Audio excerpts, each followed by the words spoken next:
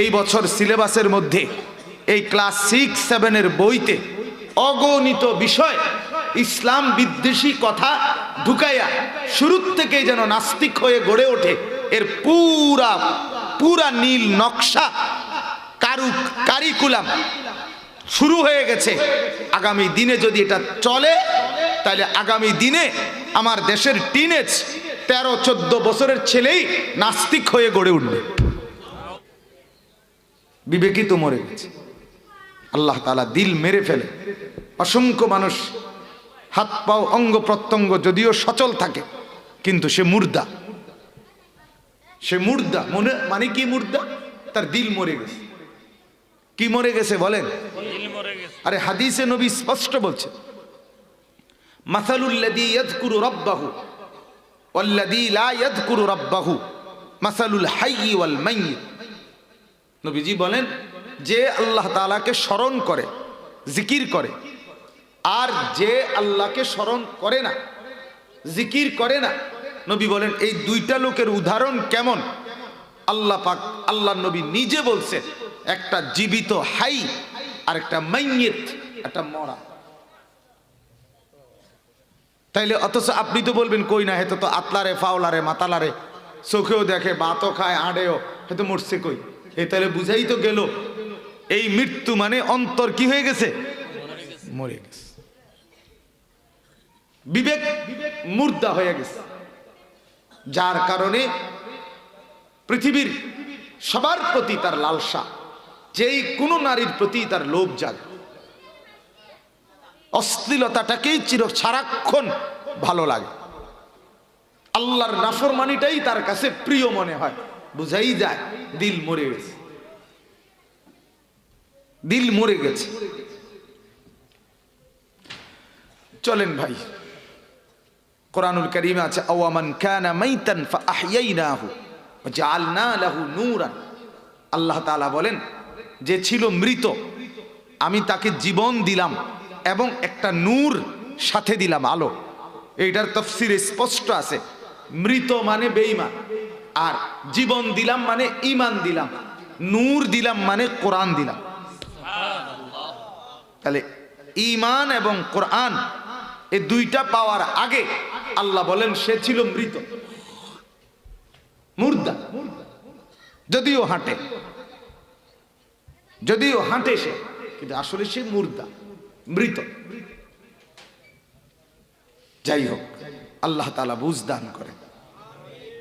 অনেক ছেলে দেখলাম, এই জন্য বললাম ভাই, মাশাআল্লাহ, অনেক যুবক বসছো, অনেকে যুবক, কিশোর, তরুণ, তোমরা বসছো ভাই। আমার কথা হলো, এই বসাটা যেন কাজে লাগে, এই বসাটা যেন এক প্লেট খিচুড়ির লালসা যেন না হয়। সেটা রিজিক, মিললে তো খাবা আলহামদুলিল্লাহ, না মিললে না খাইবা। আহামরি কিছু আসবে যাবে না। এক প্লেট বিরিয়ানিতে তেমন কিছু আসে যায় না, এক প্লেট খিচুড়িতে তেমন কিছু আসে যায় না, কিন্তু জিন্দিগির কদর করা চাই, জীবনের কদর করা চাই। সবাই মিলে চেষ্টা করতেছে মুসলিম যুব সম্প্রদায়কে কিভাবে নষ্ট করে দেওয়া যায়। যখনই প্রাপ্তবয়স্ক হওয়ার সময়, ঠিক তখনই তাকে সমস্ত কুফরি নাস্তিক্যবাদী কথাবার্তা শেখানো, প্রচারণা, সেটার চেষ্টাই সারা পৃথিবী জুড়েও, আমাদের দেশ জুড়েও চলতেছে। টিন এজ অর্থাৎ তরুণ, কিশোর, ক্লাস 6, ক্লাস 7, এই সময়টাই মাত্র প্রাপ্তবয়স্ক হওয়ার প্রাথমিক সময়। ছেলেটা প্রাপ্তবয়স্ক হতে শুরু করে, অর্থাৎ বালেগ হইতে শুরু করে। এই সময়টার মধ্যেই 6, 7, 8 ভিতরেই সে বালেগ হয়ে যায়। তার উপরে গোসল ফরজ হয়, সাবালক হয়, পৌরুষ জাগে তার। ঠিক এই টাইমে এই বছর সিলেবাসের মধ্যে এই ক্লাস 6-7 এর বইতে অগণিত বিষয় ইসলাম বিদ্বেষী কথা ঢুকাইয়া শুরুর থেকেই যেন নাস্তিক হয়ে গড়ে ওঠে, এর পুরা নীল নকশা কারিকুলাম শুরু হয়ে গেছে। আগামী দিনে যদি এটা চলে তাহলে আগামী দিনে আমার দেশের টিনেজ 13-14 বছরের ছেলেই নাস্তিক হয়ে গড়ে উঠবে, মুরতাদ হয়ে গড়ে উঠবে, মুরতাদ বেঈমান হয়ে গড়ে উঠবে। জন্য মা বাপদের কাছে সাবধান, সতর্ক। আমরা রাজনীতির মানুষ না, আমরা কোনোদিন কোনো মিছিল মিটিং রাজনীতি করিও না, কিন্তু ঈমানের পাহারাদারি করা এটা আমাদের জিম্মাদারি। উম্মতের প্রতিটা মানুষের স্কুল কলেজে যেই ছেলেগুলো পড়ে সে আমার ঈমানদার ভাই, সে মুসলমানের সন্তান, অতএব তার ঈমানের পাহারাদারি করা উলামায়ে কেরামের জিম্মাদারি। অভিভাবকদেরকে সচেতন করা এটা উলামায়ে কেরামের জিম্মাদারি।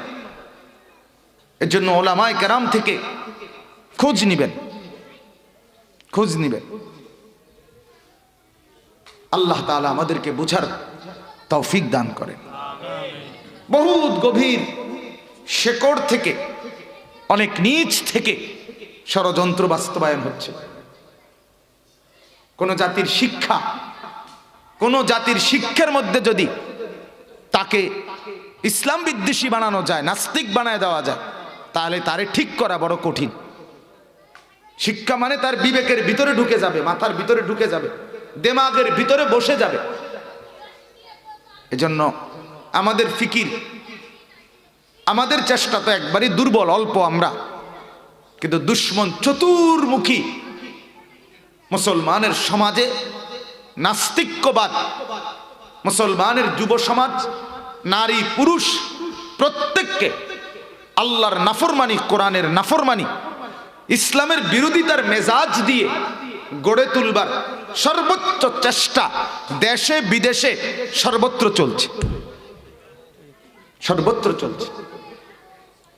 এজন্য যুবক তোমাদেরকে বলি ভাই, কোন আলেমের যদি সাথে সম্পর্ক না থাকে, কোন আল্লাহওয়ালার সাথে যদি সম্পর্ক না থাকে, বাপ আপনাদের ছেলেরে বিশ্বাস করেন অচিরেই অচিরেই ঈমান হারা হয়ে এই সমাজে বাঁচবে ঠিক, কিন্তু হায়ওয়ান আর জানোয়ারের মতো জিন্দেগি নিয়ে বাঁচবে। আজকে তো রেস্তোরাঁয় গিয়া জেনা করে, পার্কে গিয়া জেনা করে, সেদিন আপনার ঘরে আপনার ছেলে আপনার মেয়ে অচিরেই এই ব্যবস্থায় ফিকির যদি চলে, তো আপনার ঘরেই আপনার ছেলে অন্যের মেয়ে আইনা জেনা করবে, আপনি মুখ ফুলে বলতে পারবেন, কোনো সন্দেহ নাই বাংলাদেশে। কারণ যেই ঘরের বাপ ছেলেটাকে ফজরের নামাজ এর কথা কোনোদিন সাহস করে বলতে পারে না, যেই ঘরের বাপ ছেলেটা সারা রাত উলঙ্গ ছবি দেখে, মোবাইলে নর্তকী, ওইটাই বলতে পারে না, যেই ঘরের বাপ তার ছেলেটা একটা ওয়াক্ত নামাজ পড়ে না, এটাই বলতে পারে না, এই অপদার্থ বাপ তার ফুতে যদি জিনা করে এখানে করে, আরেক পাড়ার মাইয়া আইনা সে বলবে কি? কথা বলেন না? সে ওই সাহস কোত্থেকে পাবে? বললে তো আরো আগেই বলতো, সাহস থাকলে তো আগেই বলতো।